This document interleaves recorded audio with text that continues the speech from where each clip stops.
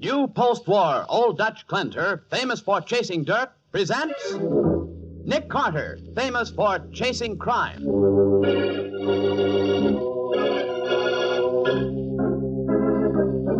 Every week at this time, two great names are joined as new post-war Old Dutch cleanser brings you one of the most resourceful and daring characters in all detective fiction, Nick Carter, Master Detective.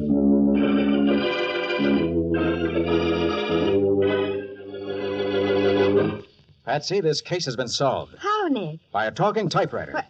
Did you say a talking typewriter? Yes, Patsy, I did. What's more, this typewriter talked about murder. Ladies, when you're pressed for time these busy days before New Year's, simply do this. Use new post-war Old Dutch cleanser made with activated seismotite in all your cleaning. Notice how amazingly fast new post-war Old Dutch cuts grease. Wonder at its new miracle-like speed as activated seismotite cleans away dirt and stains in hard or soft water. Thrill to a new, almost effortless ease in cleaning with new post-war Old Dutch. Thanks to activated seismotite, it cleans, polishes with a smooth, gliding action that means less work, less rubbing. So tomorrow morning, get 2 packages of new post-war Old Dutch cleanser made with activated seismotite. See for yourself if it doesn't clean faster and easier than any cleanser you've ever used. Now for the case of the missing street. Today's adventure starring Lon Clark as Nick Carter, brought to you by new post-war Old Dutch cleanser. A pretty girl named Jean White rushes up the rickety stairs of an ancient office building in the older part of town. She pushes open the door marked Wallace White, Contractor, and enters. Wally! Wally, I'm here. Oh, come in, sis, come in. Here, take a look at this. Take a look at what? My gosh, when you phoned me to rush over, it sounds as if you'd finally got a contract. I have, Jean, I have. I'm sure of it. Oh, Wally, after all these months, I can't believe it. Oh, so you didn't think Wallace White Private First Class could turn into Wallace White Contractor, eh? Well, here's my first job, sis. Oh, that's great. The Cosmopolis Company's building a 10-story garage down on the northwest corner of 9th Avenue and 9th Street. Here's the architect's set of blueprints. But how did you get them? Well, they asked me to submit a bid, so I sent for them, and I submitted a bid that's got to be the lowest. I can't lose. Oh, Wally, that's wonderful. Hey, wait a minute. Since when are they tearing down the movie house? What movie house? The one on the northwest corner of 9th Avenue and 9th Street. Oh, you're crazy. There isn't a movie house there. That's an empty lot. Oh, no, it isn't. Remember, I lived in Greenwich Village when I first came to town, when I roomed with Patsy Bowen. The girl who works for Nick Carter? Yeah, that's right. And there's a movie house right where this garage is supposed to go up. I know that. Now, wait a minute. I know the village, too. It's a vacant lot. It is not. The vacant lot is at 10th Street. The movie house is at 10th Street. All right, wise guy. Come on down to the village and I'll prove you're wrong.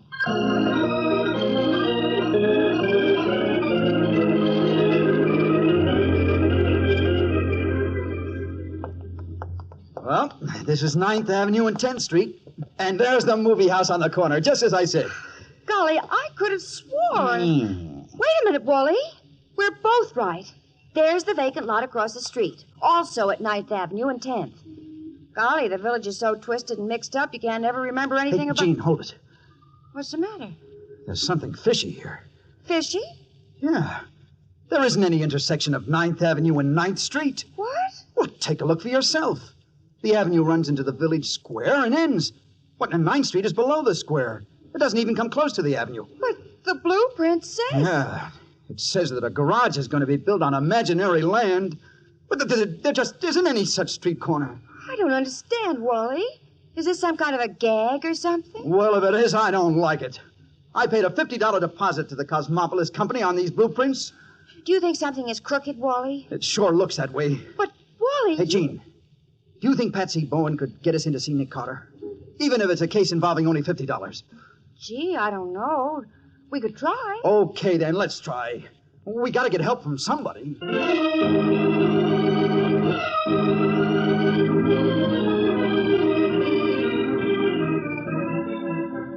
In the first place, Mr. White, there's no such thing as a case too small for me to investigate. Understand that? But I can't pay him, Mr. Carter. You see, Wally hasn't earned much money since he's been out of the Army. He's trying to get started in the contracting business. Miss White, I don't charge folks I want to help if they can't afford to pay. Oh, Mr. Carter, You're... Excuse me, but I've got to do this. Hey! What's the idea of kissing my boss? There. Miss White. I just had to show you my gratitude. Well, we'll enter that on a new file card marked Wallace. Fee, 1 kiss, paid in advance. And that's a fee it'll be a pleasure to earn. That is what I call an ambiguous crack. All right, then. Suppose we skip it. You know, White, if the Cosmopolis Company's in the racket I think it is, it'll be a pleasure to smash it. What racket do you think that is, Mr. Carter? Well, I figure they've sent out blueprints to contractors all over this part of the country. And those blueprints are for buildings no one ever intends to build. But I paid a $50 deposit for those plans. And the crooks you paid your money to have no intention of returning it. Why, those dirty... They don't care what you do with the blueprints. Cost them only a few cents. You multiply $50 by a couple of hundred gullible contractors, and you have quite a racket. A racket which is repeated in city after city. Well, Nick, what are you going to do about it? First thing, Patsy, is that we're going down to the mailing address of the Cosmopolis Company. They're legitimate? Okay. They're not? Yes? Then I'm going to earn that kiss. Oh,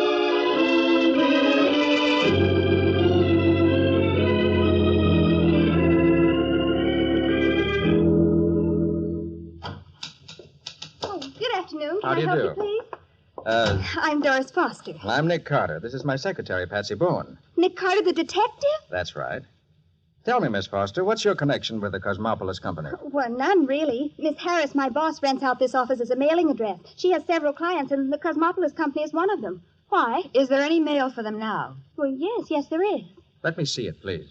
Well, really, Mr. Carter, I can't I'm let not you... going to open the mail. I just want to look at it. May I see it, please? But why? Because there's a chance that the Cosmopolis Company may be running a racket. I want to check. You mean they're doing something crooked?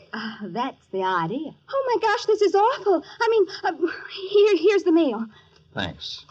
I'll turn off that light, will you, Patsy? Uh-huh. Like this? Yes, that's fine. Thanks.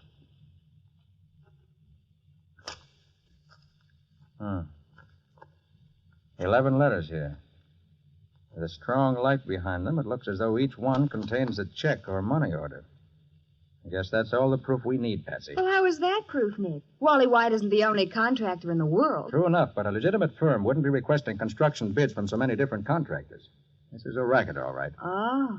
And you're right in the middle, Miss Foster. Oh, now, listen, Mr. Carter, I've only worked here for a few weeks. I Who don't know picks anything... up the mail for Cosmopolis? A man named Nixon. You know anything about this Nixon? His address? How to get in touch with him? No, but he usually comes in every afternoon. What time? Well, any time. All right. We won't trouble you anymore, Miss Foster. But we'll certainly trouble that Mr. Nixon when he comes in. Oh, Miss Foster, when Nixon comes in, give him this mail. But be careful not to say anything about me. Understand? Oh, yes, Mr. Carter. All right. Come on, Patsy. Huh. Looks as if I'm not going to earn that kiss after all. Gene White will have to give it to Uncle Sam.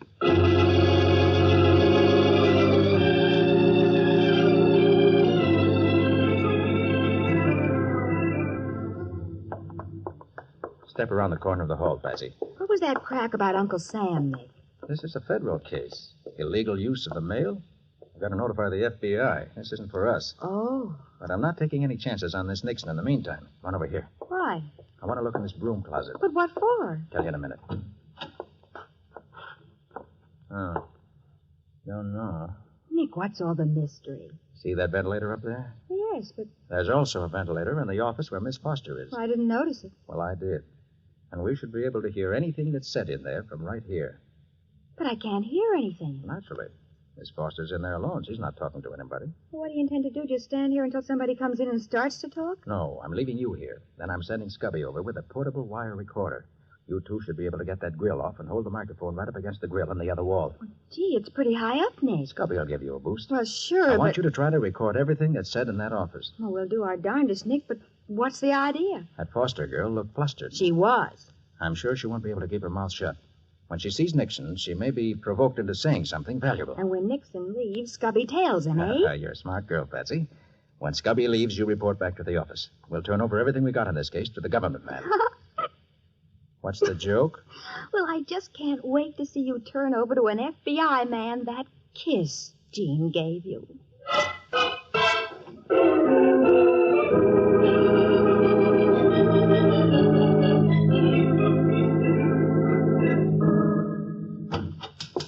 Hello, Doris. How's the office going? Oh, gosh, Miss Harris, I'm awful glad you came in. Something terrible's just happened. What's the matter, Doris? I'm afraid we're mixed up in some kind of racket, Miss Harris. Nick Carter was just here. Nick Carter?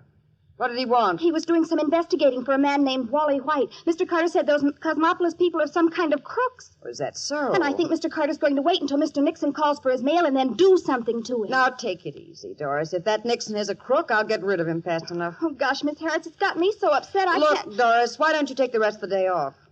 I'll take care of things here at the office. Oh, gee, thanks, Miss Harris. Honestly, I'm so shaky I couldn't type anymore today. Don't worry, I'll finish up for you. Gosh, you're swell. It's a pleasure working for you, even if I have only been here a few weeks. Oh, Mr. Nixon. Hiya, Doris. My boss has something to tell you, Mr. Nixon. Goodbye. Well, what's the matter with her? Your mail is on the desk, Mr. Nixon. What? Oh, yeah. Thanks. I'll trouble you to take your mail out of here. And take yourself, too. What are you talking about? Never mind what I'm talking about. Just understand that I'm severing relations with your company as of today. I don't want anything more to do with you, Mr. Nixon, or the Cosmopolis Company. Okay. I don't know why you're sore at me all of a sudden, but it's okay with me. You ain't the only public steno in this city. Quite right, Mr. Nixon. Goodbye.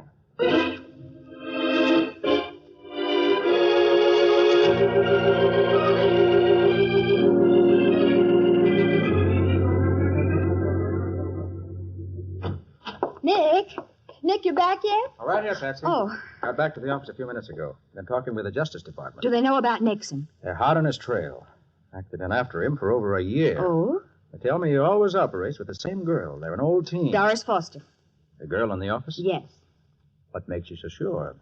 Did she tell Nixon anything? Listen, Nick. Doris Foster pretended to be upset by your visit. She went home for the day and left the office to her boss, a woman named Fran Harris. Oh, Then Nixon came in for his mail, and Fran Harris didn't say a thing to him, just told him to get out. that's so. I'll bet Doris Foster pulled that act just to get a chance to warn him. Maybe. Did Scobby tail Nixon when he left? Uh-huh, he went right out after him. Maybe I wasn't thankful for that. Why? Well, can't you imagine me cooped up in a dark closet with a scubby? He kept asking me to marry him every 2 minutes. You didn't say yes, did you? Of course not. Well, what about this Fran Harris? Well, she kept her mouth shut, Nick. Just gave Nixon the freeze. Told him to take his mail and never come back. She did, huh? Uh-huh. I've got the recording here, but it won't do any good. Nixon didn't say anything incriminating. And Scubby's our only lead. Hope he can hold on to Nixon. Oh, he'll report back as soon as he gets the chance. Oh, wait a minute. Nick Carter speaking. Mr. Carter, this is Jean White. Oh, yes, Jean. You've got to come up to my brother's office right away. What's the matter? He's been shot. I think he's dead. Murdered.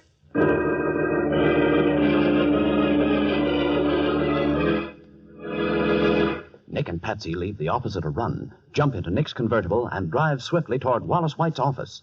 We'll see what happens next in just a moment. Ladies, with 1948 just a few days away, here's a New Year's resolution that's easy to make, easy to keep. It's a resolution to make all your cleaning faster, easier next year with the wonderful help of new post-war Old Dutch cleanser made with activated seismotite. The very first time you try new post-war Old Dutch, you'll be amazed at its new miracle-like speed as activated seismotite cleans away both dirt and stains. And you'll thrill to the new, almost effortless ease activated seismotite gives new post-war Old Dutch. It cleans, polishes with a new gliding action that means less work, less rubbing for you. So for faster, easier cleaning in 1948, get new post-war Old Dutch cleanser made with activated seismotite tomorrow.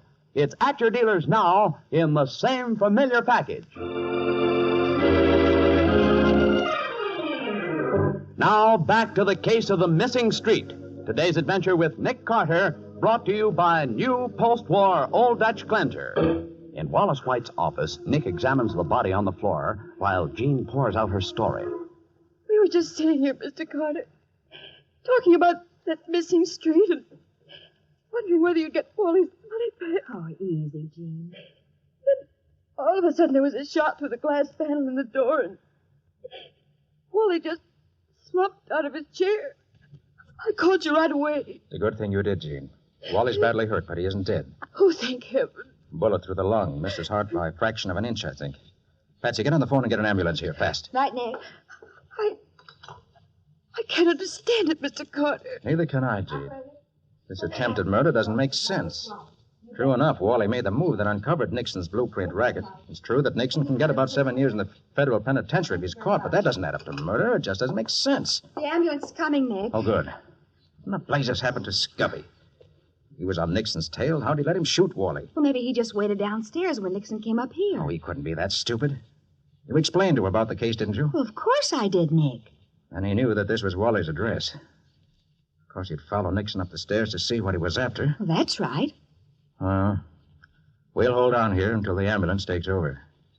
Then we'll hustle back to the office and see whether we can find Scubby. I want to hear what he's got to say. Oh, wait a minute, Nick. You said this was a federal case. It isn't our business. The mail fraud part isn't, and we'll bow out on that. But attempted murder is something else, Patsy. That's always my business.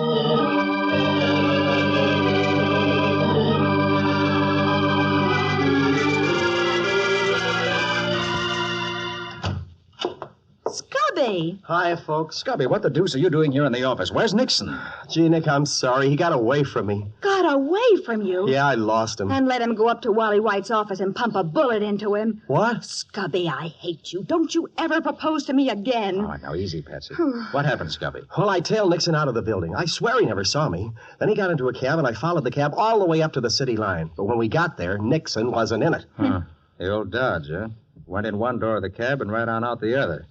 Must have seen you, Scubby. Oh, how could he? I wasn't tailing him for more than a minute. Maybe he's smarter than we think. Oh, well, gee, Nick, All right. We've lost our lead with Nixon. Let's find another.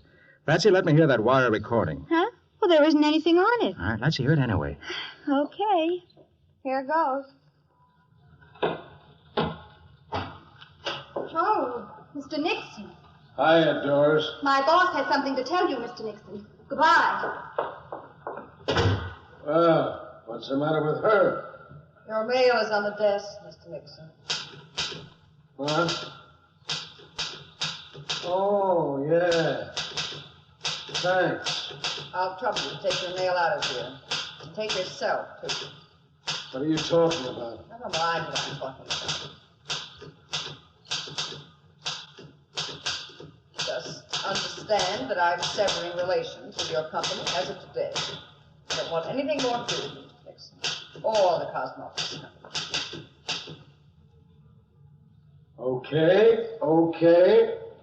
I don't know why you're sore at me all of a sudden, but it's okay with me. You ain't the only public steno in this city. Quite right, Mr. Nixon. Goodbye. Well, how about that? See? You're wrong, Nick. We didn't learn a thing. I repeat, how about that? Well, did we? What time is it, Patsy? 5:10. Just time enough to go down and have another interview with Fran Harris. That girl didn't talk, but maybe she can help us find Nixon another way.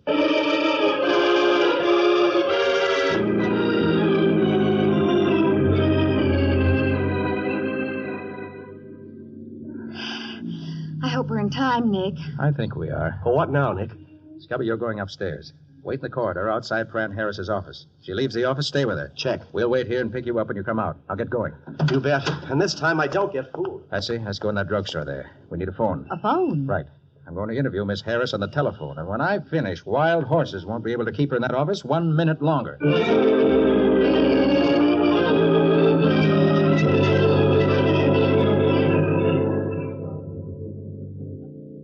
One cheeseburger on toast. All right, come on in the booth, Patsy. It'll be pretty Oh, crowded. I don't mind. Okay, come on. Huh? One cheeseburger. All right. Nick, what are you going to say to Fran Harris when you get her on the phone? First of all, I'm going to try to sound like Nixon. Yeah, but what are you going to say? Anything that comes into my head, just as long as it doesn't make sense. But, Nick... All right, now, Patsy, muffle the phone with your handkerchief so I can have my other hand free. Sure, but I don't get it. All right, now, quiet. I'll have her in a second. Okay.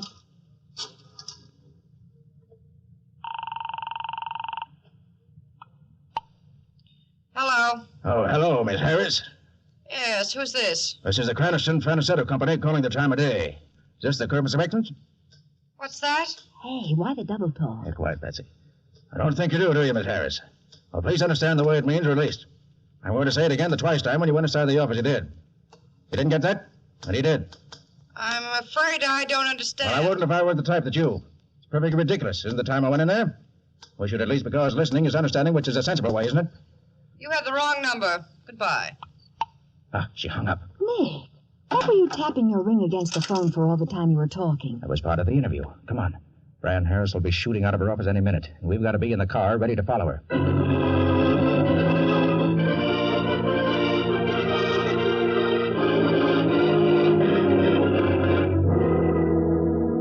She's turning down 4th Street, Nick. Right. We'll stay with her. I wish I knew what you said to her on the phone. She came scooting out of her office. I gave her some double talk. Double talk? With Nixon's voice, or a reasonable facsimile. And while he talked, Nick also tapped on the phone with his ring. Oh, I wish I could figure out your tricks, Nick. Yeah. You could. Crooks could, too. That wouldn't be so good. Heads up now. Fran just ducked into that loft building. Are we going in after her? We are. And we've got to move fast or we'll lose her.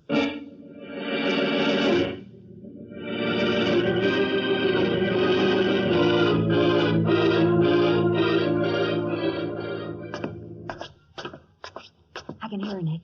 She's still running up the stairs ahead of us. Probably headed for the top floor. Well, what's she got to do with Nixon and Doris Foster? You'll find out. Is she sore because they were using her office for their racket? All right, let's keep extra quiet, please. Top floor coming up. You think Nixon's inside that loft? I hope so. But what do we do? A simple thing. Just knock on the door and go in. After we're inside, we'll take him. Well, suppose he puts up a fight. Don't forget what he did to Wally White. I'm not forgetting Wally White. But, Nick, you can't. All right now. Stop here. Okay. Nixon, open up. Open up, Nixon. I want to talk to you. Oh, watch out! Get down, quick. Get down. I was wrong. There's going to be a fight. And maybe another murder.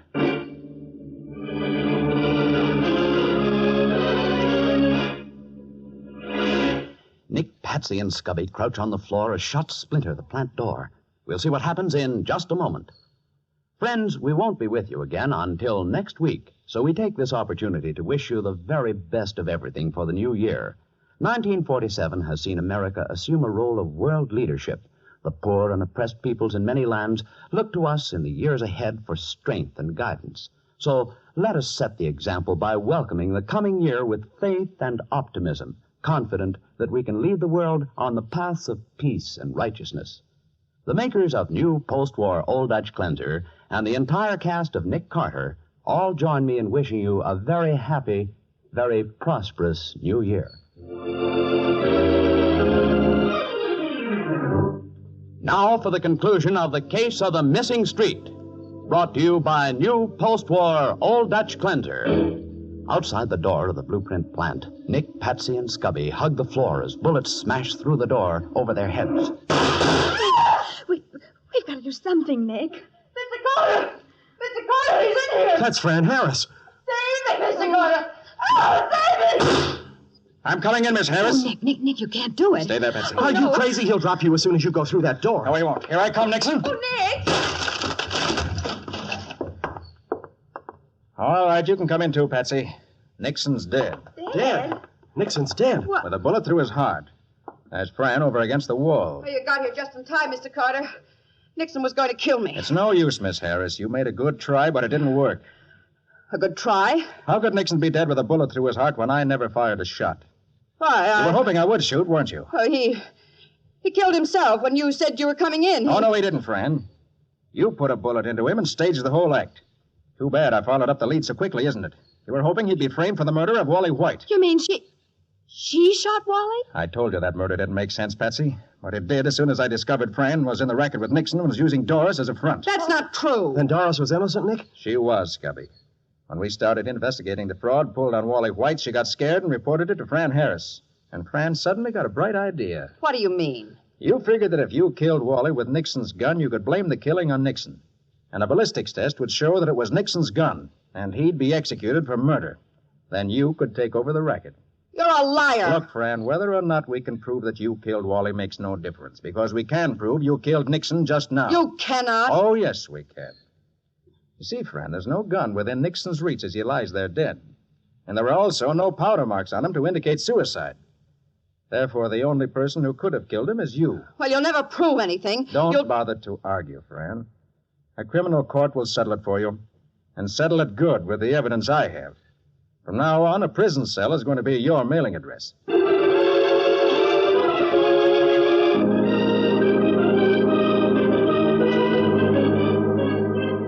Nick, there are a couple of points. About what, Betsy? Well, you say Fran Harris and Nixon worked this racket together. That's right. Then you mean that whenever Nixon started this racket in a new city, Fran went on ahead and rented an office so he could have a mailing address? Sure. She also hired a girl to work for her as a stenographer. The girl, of course, knew nothing about the racket. She just knew that she worked for Fran. Uh-huh. Yeah, but how did you figure out the tie-up between Fran and Nixon? Why, the minute I heard that wire recording, I knew that they were working together. But she didn't say anything, Nick. She didn't. But her typewriter said plenty. Her typewriter? Mm-hmm. She was typing in code all the time she was talking. In code? That's right. What? She and Nixon had it worked out for emergencies. She was afraid someone might be listening outside, so she tapped out a message on her typewriter in international code. Nick Carter snooping around. Play dumb and go back to the plant. So that's how Nixon knew Scubby was tailing him. Correct. And that's how you got it to lead us to the plant. While you were talking double talk to her, you were also tapping a message to her with your ring. Right again. Oh. All I said was, Nixon calling. Emergency. Come to plant immediately. And when she heard us outside the loft door, she realized she'd been followed. Exactly. And she tried her last desperate trick. She killed Nixon and then fired a few more shots and pretended she was an innocent victim about to be murdered. Yeah, but you didn't fall for it, which finished the case. No, not quite. We've got to go around to the hospital and see Wally White. Oh. Got a present for Jean? No, but I've got a reward for Wally. Huh? The Justice Department was offering $1,000 for information leading to the arrest of Nixon. And I'm seeing to it that Wally collects. Oh, that's swell. He lost money on a missing street. But now he's going to collect on a missing crook.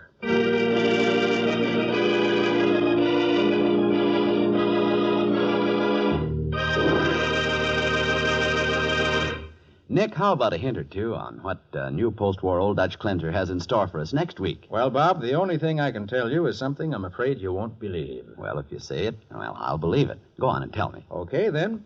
It's the story of a man who was shot and killed by a stained glass window. Killed by a... Oh, now, Nick, wait a minute. Oh, well, Bob, you can't say Nick didn't warn you. But that sounds absolutely crazy. What do you call the story, Nick? I call it The Case of the Devil's Left Eye.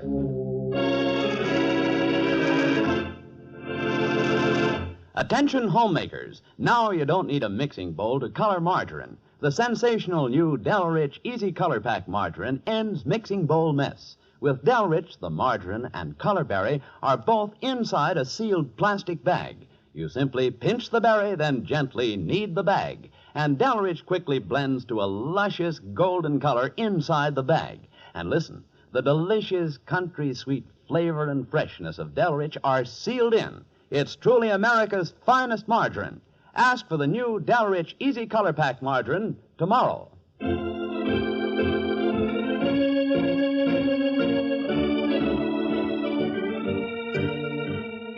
Nick Carter, Master Detective, is presented each week at this time by the Cudahy Packing Company. It is produced and directed by Jock McGregor and is copyrighted by Street and Smith Publications, Incorporated. Charlotte Manson is featured as Patsy. Today's script was written by Alfred Bester. Original music is played by Henry Silverne. This program is fictional, and any resemblance to actual persons living or dead is purely coincidental. This is Bob Martin saying, when minutes count, use new post-war Old Dutch cleanser.